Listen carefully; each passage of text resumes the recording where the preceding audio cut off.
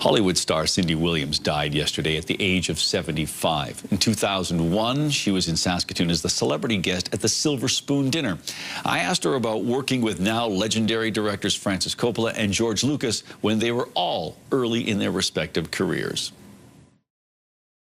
In Easy Rider's Raging Bulls, a book about how the rock and roll generation saved Hollywood, they talk about the difference of approaches of those two directors. One being sort of an old school director who was sort of learned from the European style of filmmaking, whereas Lucas was more of someone who had grown up on TV. When you worked with those two directors, did you get a sense of that kind of contrast? Difference? Yeah. Oh, yes. Oh, yes. You're absolutely, pardon me, you're absolutely right, Jeff, in your analogy of that. George is more of a, catch it, on the street, hit the ground running kind of director, and Francis is very European, very stylized, very thought out. Not that George doesn't plot things out and and think things out, but it's just those different textures in filmmaking. Now, jumping over to... And also subject matter. Sure, I'm sorry, that's subject fine. matter.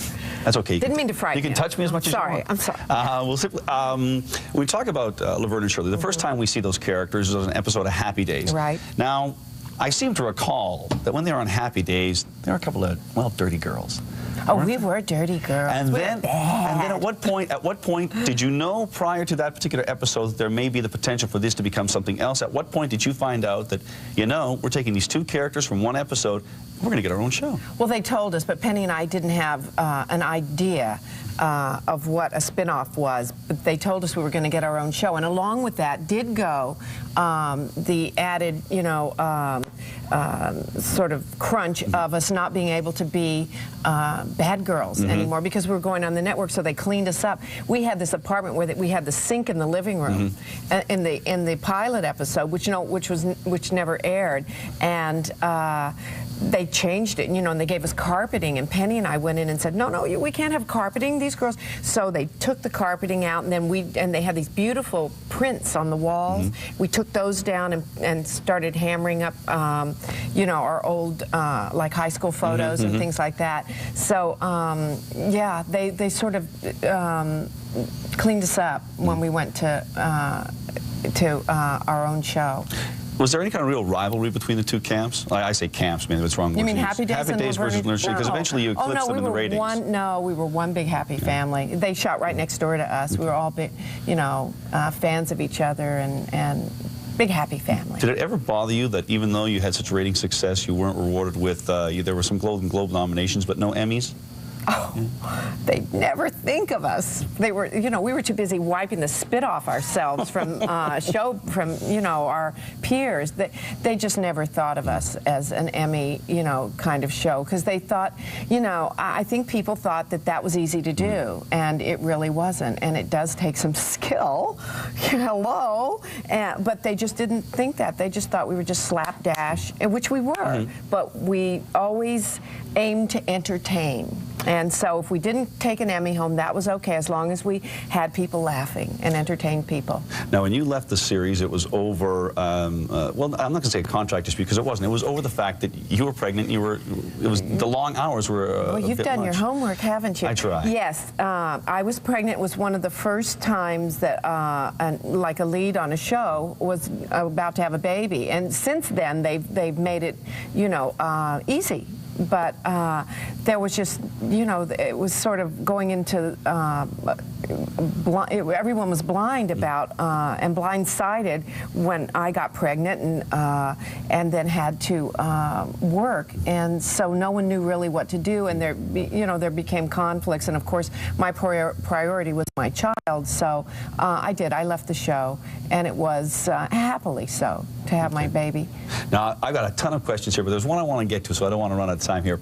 I remember seeing the Mike Douglas show back in the late 70s. Oh, yeah. And you were on the show, and I think, in fact, I know Gregory Harrison was one of the other guests that day, and you told a terrific story about working at the Whisk-A-Go-Go. Right. And I just remembered it because Gregory Harrison was the other person on the show. So, do you mind telling that story? How old were you when you saw? You must have been 3 when was your mother letting you watch television?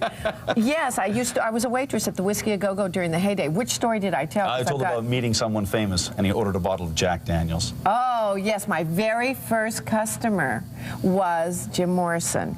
And they sent me to this table, and I looked down, and here was Jim Morrison looking up at me, and I went to take the orders. My very first night, very first customer, and all I could think of, oh, my God, it's Jim Morrison. And so everyone orders, and when I get to Jim Morrison, he orders a bottle of Jack Daniels, which I didn't know was illegal to bring to the table. So I write down one bottle of Jack Daniels, and I go back and I hand in my order to the bartender, and he looks at the order, he goes, bottle of Jack Daniels.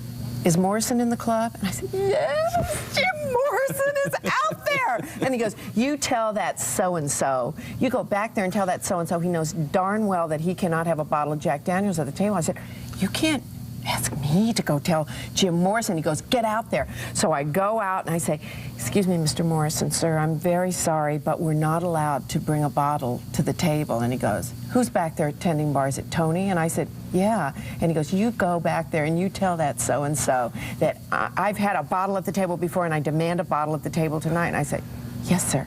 So then I go back and I tell Tony, and this goes on and on until I'm in tears, back and forth and back and forth. And finally, Jim Morrison takes me by the hand when I say, I'm so sorry, it's my first night and I can't bring you a bottle to the table. And he says, what is your name? And I said, Cindy. And he says, well, Miss Cindy. He called me Miss Cindy.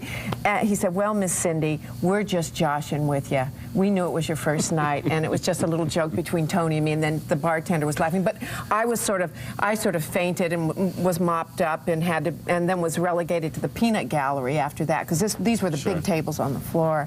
And so, but that was quite something. That's a great story. Then my second customer made me light. We had these drinks called zombies, and they had triple liquor in them. Right. And if there was enough liquor in them, they'd light on fire. And so my second customer made me light his drink on fire. So it was kind of, light your fire. I had to light a fire after Jim Morrison. So. We're almost out of time. We've got about 30 seconds here. You happy with the producer's deal? Producer? Are you happy with the writer's deal? Yes, yes. And are the actors going to cut a deal? I think so. If they're smart, they will. All of us, this should have never happened. Well, good. I'm glad this happened. It was Jeff, such a treat having you on the program today. Absolute treat to be here. Have a nice time here in Saskatoon. I'm sure tonight's going to be a fantastic deal, so thanks again. Thank you. Get Jim to change that weather for all of us. I will indeed. We'll be right back.